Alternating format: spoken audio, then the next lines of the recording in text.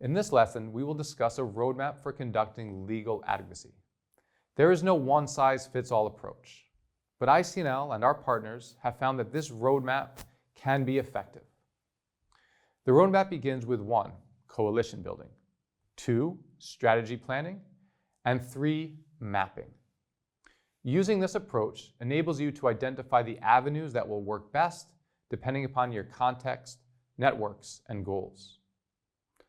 Coalition building brings together organizations to work on a shared goal. It maximizes impact by increasing the number of voices and experts that are prompting or promoting change. It also helps unify messages and enables resource sharing. Coalition building isn't always easy. It requires coordination and patience. But with a shared vision and an action plan, a group can achieve more than one person could alone. Strategy planning is fundamental to effective advocacy. In the lessons following this video, we will provide tips for how to develop an advocacy strategy. In general, we recommend undertaking strategy planning with your coalition and networks. This not only ensures that the strategy is created with a diverse set of views and skills, but will also help increase buy-in from coalition members. Finally, good strategy planning involves mapping exercises. First, we'll discuss subject matter mapping. Maybe you already know exactly what law or policy you want to address. Or maybe you have a larger policy goal like improve privacy rights online. You and your coalition will want to identify the specific laws and provisions of laws that are most problematic for digital rights.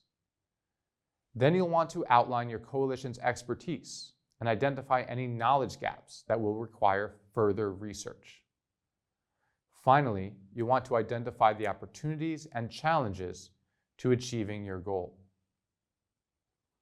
The second type of mapping to undertake is stakeholder mapping. Stakeholders are people, communities, and organizations that have an interest in the issue. You need to find out what their level of interest is in the topic. How much power and influence do they have to affect real, meaningful change? And are their interests aligned with your interests? These two mapping exercises help you define the most appropriate tactics to achieve your advocacy goals. As you develop your strategy, you should consider a few things. Think about the complexity of the digital rights issue. Do the stakeholders you've identified need increased knowledge about the issue in order to take action? For issues like spyware, surveillance, and artificial intelligence, capacity building might be a key component of your advocacy plan. Also, think about how to engage at different levels of policymaking and norm setting to strengthen the overall environment for digital rights. Whether it's using the courts to uphold constitutional norms through strategic litigation, or submitting reports to the UN Human Rights Council through the Universal Periodic Review process.